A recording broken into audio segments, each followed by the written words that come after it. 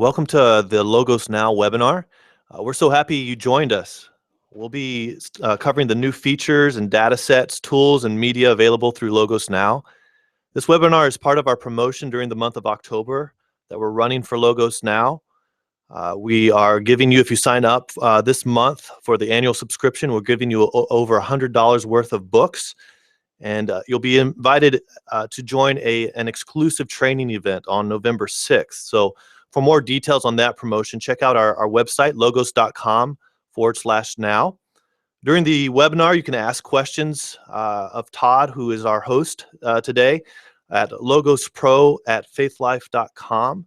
You just send us an email there and we'll look at your questions and answer them. If we don't get to them in the webinar, we'll definitely get back to you through email.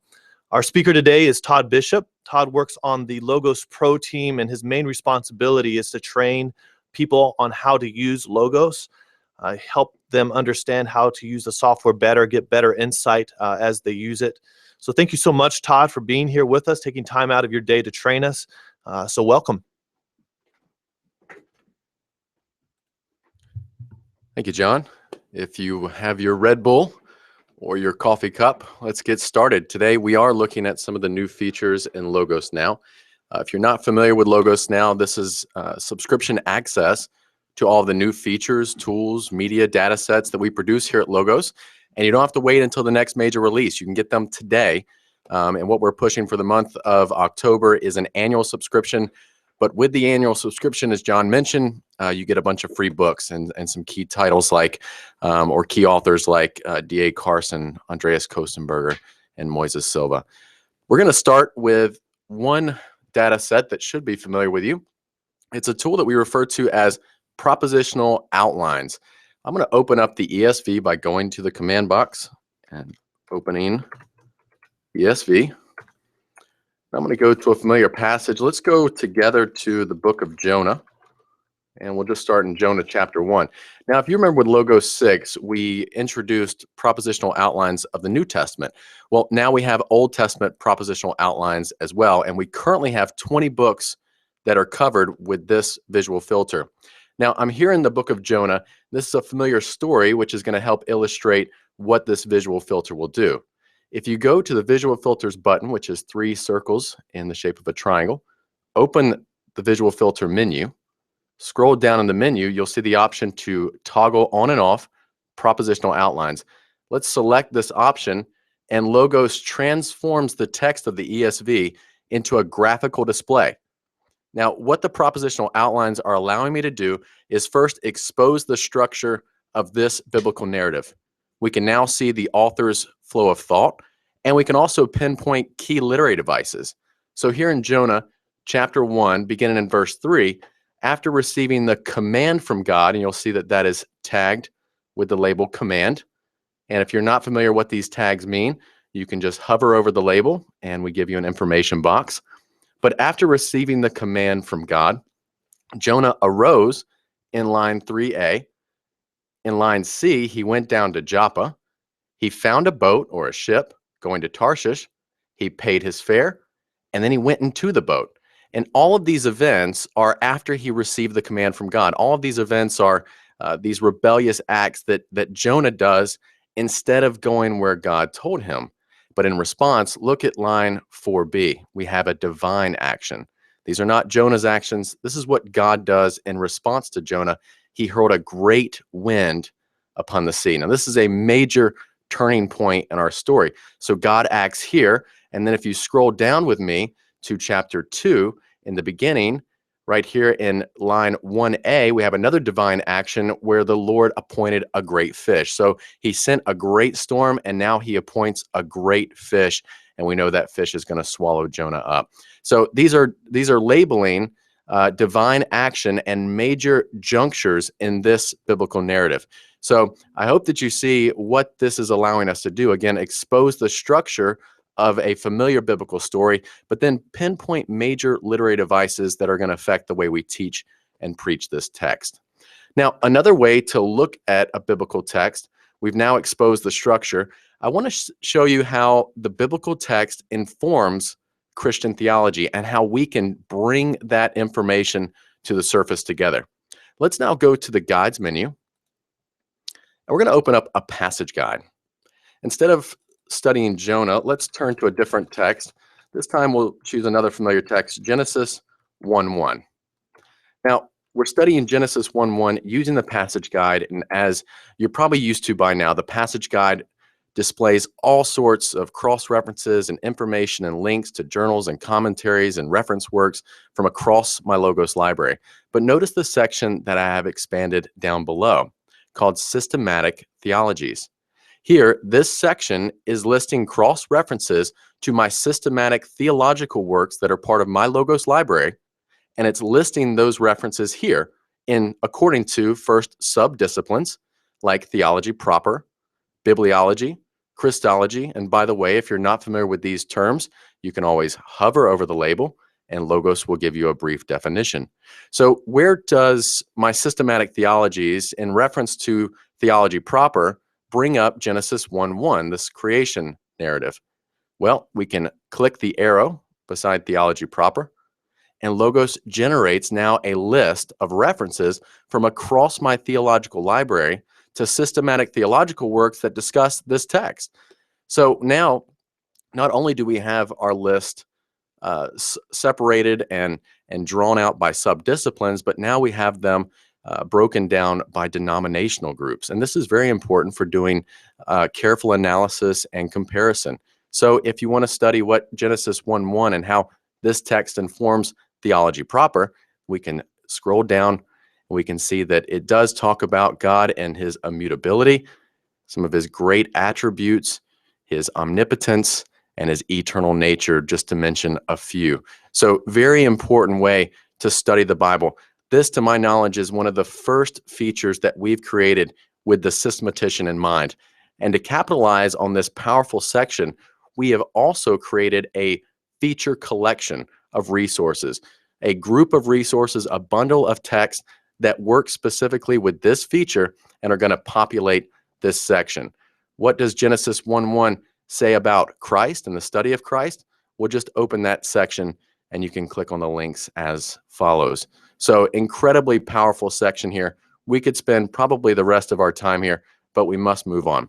So beyond systematic theologies, we've looked at the structure of the text. We've seen how a text can inform Christian theology. Now let's look at how we can illustrate a text and find those illustrations. We're going to pull up a new browsing option called the Media Browser. Go to the Tools menu, and we're going to select Media Browser. I pull mine up in a floating window, which you can see here. And automatically, you're going to start to notice some of the options to the left. The options to the left act as filters that are going to help you find the right media. It doesn't matter if you know what you're looking for or you're just browsing to make some new discoveries. Let's say that you want to find all of the Verse of the Day art. We can click the Media Collection option, Verse of the Day art, and see that there are 2,648 results of beautiful Verse of the Day art that you can choose from. You can then narrow that down by author, biblical entities like biblical people, places, things, events, concepts, and one of my favorite sections, preaching themes. Now let's go back to view all of our media by clicking the All option at the top. And now let's scroll down to preaching themes. So we've got a couple of holidays coming up. This is a great way to find beautiful media that correlates with the time of the year. Mother's Day, different preaching themes like atonement and baptism, even kingdom of God. So just a great way to find information in a fast way that's going to illustrate a point. And we can also look at Beitzel's photo library. These are amazing when you want to see images of ancient ruins from the biblical world. We can use the filter box at the top. If you know exactly what you're looking for and you're studying a particular text like the creation narrative, you can type in Genesis 1 into the box, and we're going to select the reference, which is the first option. And then we're going to press enter. And Logos is going to comb through my library of media, and it's going to show you everything that we have that's related to this verse. You can see we have Verse of the Day art, so forth and so on. So let's go back to viewing all our media once again. So not only can we look for media by biblical reference, but also by biblical theme. So let's type in wisdom. Reaching through the book of Proverbs, this could be a great entry for us to find some great media. We'll press enter, and automatically Logos finds some great media that we can use.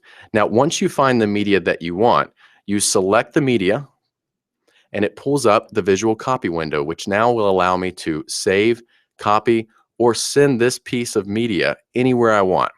So we can also share it socially. You'll see the options to the right. And then just below that, we have some great formatting options that help us share media the way that we want. So that's the media browser and new to Logos now. Now let's, in a way that you've now searched your media, I've chosen to show you the Concordance tool next because it works kind of the same way. We've seen how you can browse some of your media, but how do we browse some of the special tagging that makes my Logos library so powerful? We can go to the Tools menu, and now under Reference, open Concordance. Now the Concordance tool is one of the most powerful tools that we've created for Logos 6 and Logos Now.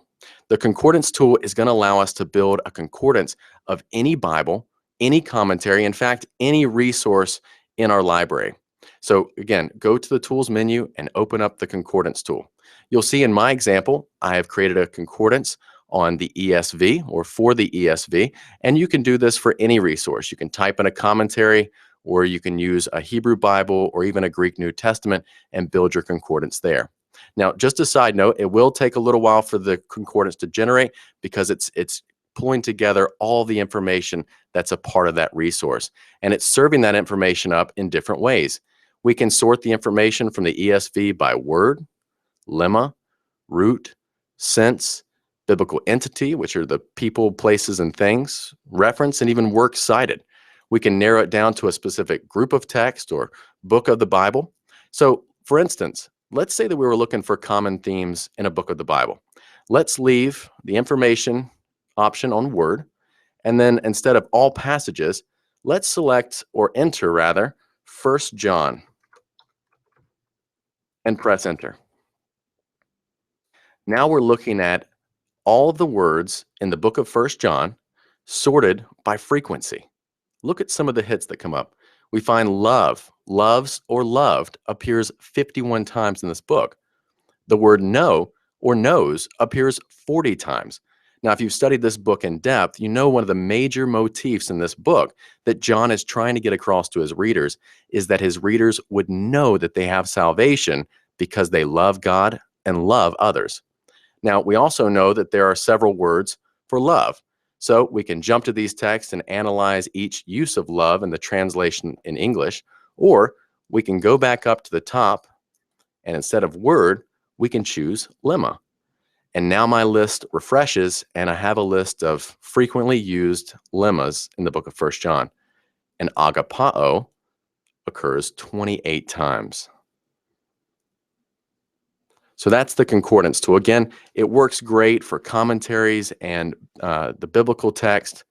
One thing that I'll show you right before we get out of this tool is not by lemma and not by word, but now let's sort biblical entities from the book of 1 John. Now we're looking at all of the different people, places, and things mentioned in a particular book, and they're ordered in frequency. Notice how many times Antichrist shows up, and you can see those hits below. So much power here. Again, one of those tools that we could probably spend the rest of the time talking about, but there's more with Logos Now, and I want to get to those features as well. So let's exit out of the concordance tool. So we've studied at the surface level, we've studied at the structural level, we've seen amazing illustrations for biblical verses, and we've even consulted our systematic theological works. Now I want to move more towards the Greek side of things. We've created a couple new tools for the Greek student or the Greek enthusiast. Let's begin by going to Guides, and we're going to open up the Exegetical Guide. Instead of Genesis 1:1, let's change the text completely, and let's go to a verse we were just looking at in 1 John. 1 John 1:9. As you're used to, we have some great sections, very helpful exegetical guide sections like textual variants, which is drawing together cross references from my text critical resources. But notice the two sections that I have open below, the grammar section and a new section called grammatical constructions. Let's start with grammatical constructions. In this text, 1 John 1:9, we have a classic third class condition. This is very important. Now, if you don't remember what a third class condition is, you can always hover over the label or click on the label and it will open up the documentation. And you can read the significance of a third class condition there. If you want to search the Bible for all third class conditions, just click the link below with the magnifying glass to the left. Now, if we want to study third class conditions in more detail, look at the grammar section. We can expand the section here for syntax, and Logos lists cross references to all of my reference grammars here. All of them that talk about dependent clauses and the use of the subjunctive, which is quintessential to the third class condition. We can jump to these texts here. So if you want to read Greek grammar beyond the basics, simply click the link and it'll take you to that section. If you want to see specifically where that author mentions 1 John 1:9, then click the reference. Again, like systematic theologies, we've also created a feature collection of all of the grammars that work in this section, and you can purchase that from our website at a dynamic price. So the grammar section, along with the grammatical constructions section, work great together, and they're awesome additions to the exegetical guide, specifically created with the Greek student in mind, and again, the Greek enthusiast. Now, let me round it out with a couple new features that we just released, two of our newest features, one being the multi-view resource panel. I'm going to close a couple of these panels and get rid of a little bit of the congestion. Still looking at the ESV, I'm going to remove propositional outlines,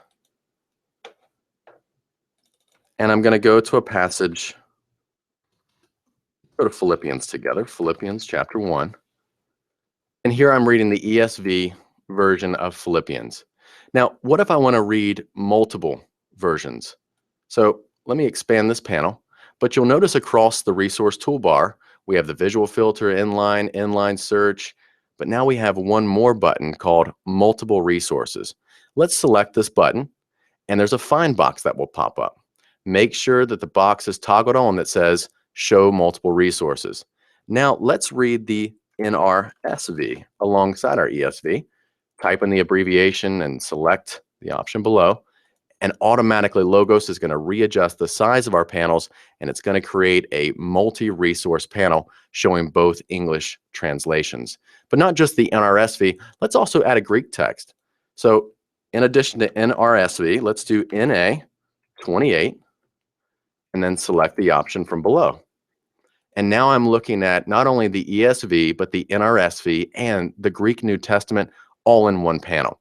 Now let me show you the beauty of this. When I scroll in my ESV, notice that all of the versions scroll simultaneously. But now when I jump over to the NRSV and scroll, the ESV doesn't move. That's because it's the parent resource, and all of the other resources will fall in line to whatever the parent resource is doing. Now, let me show you one of the awesome benefits of this feature. In verse 4, Paul says, always in every prayer of mine for you, all making my prayer with joy. This word joy is a key point to this epistle. Let's select joy with a right click, select the lemma, and then choose to run an inline search. And watch what happens. Automatically, Logos displays my results for the lemma for joy in all three resources.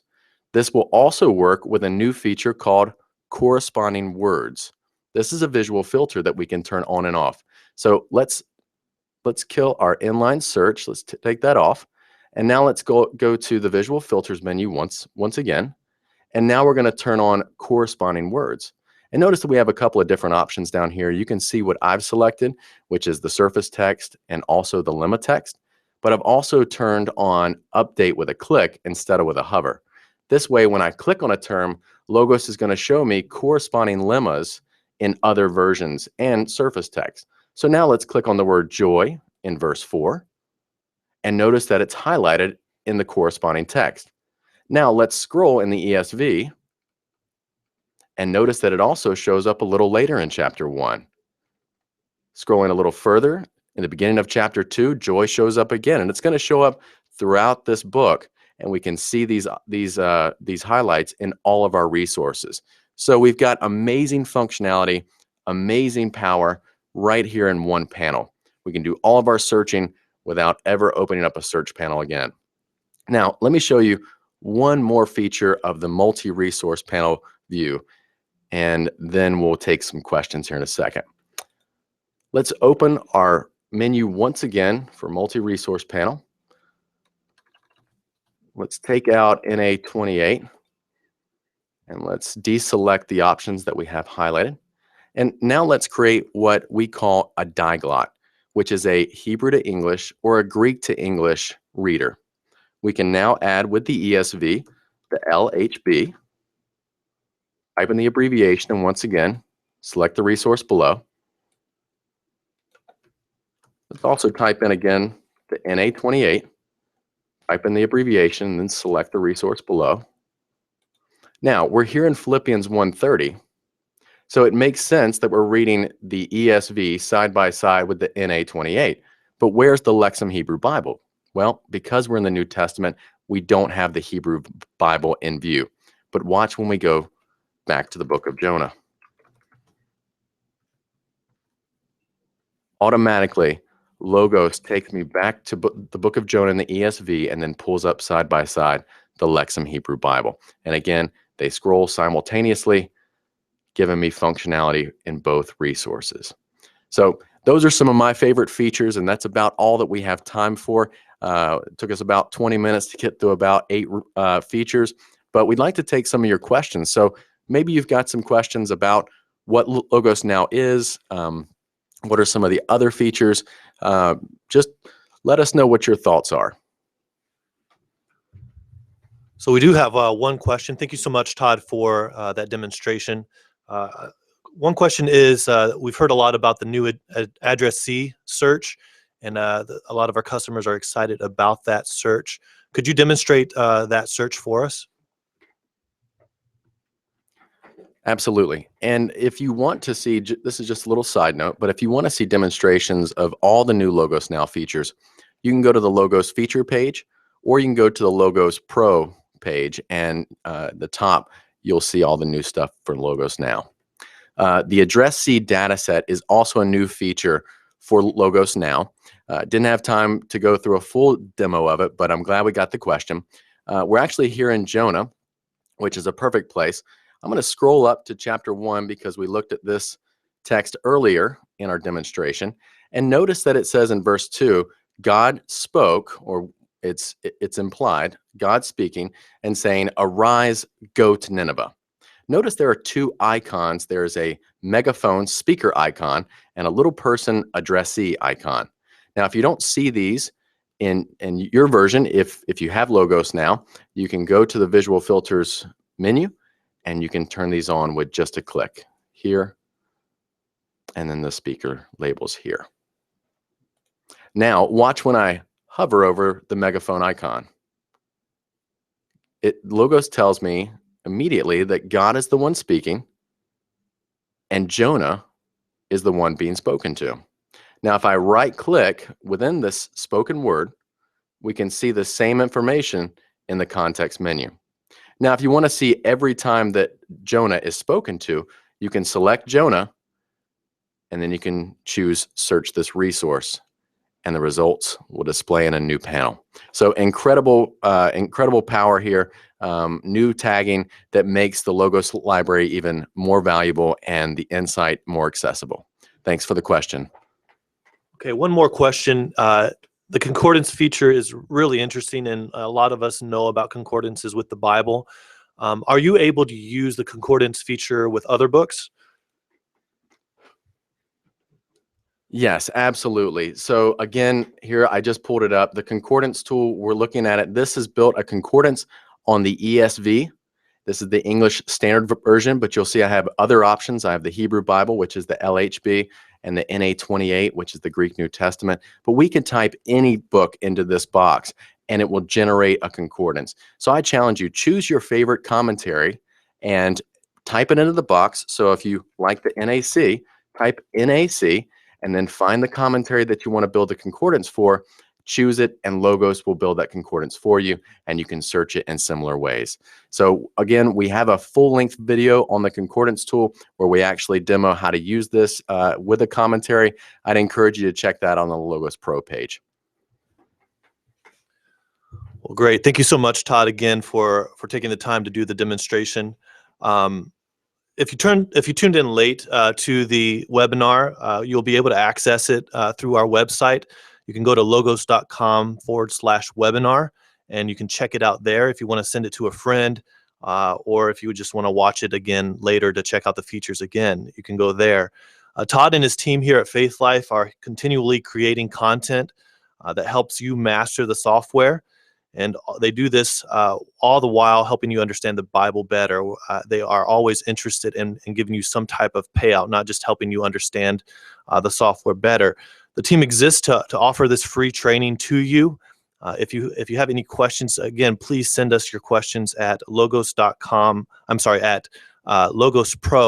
at faithlife.com. And we look at every email you send us and answer them. And so please do that. We'd love to get your questions, any type of feedback you have, or any comments about this webinar. We read every email and love hearing back from you. I just want to mention one more time the promotion that you can find out more information about it at logos.com/now. Again, you get, if you sign up during the month of October, you get over $100 worth of free resources, and then access to this exclusive training that happens in the month of November. So thanks again for joining us, and we'll see you later.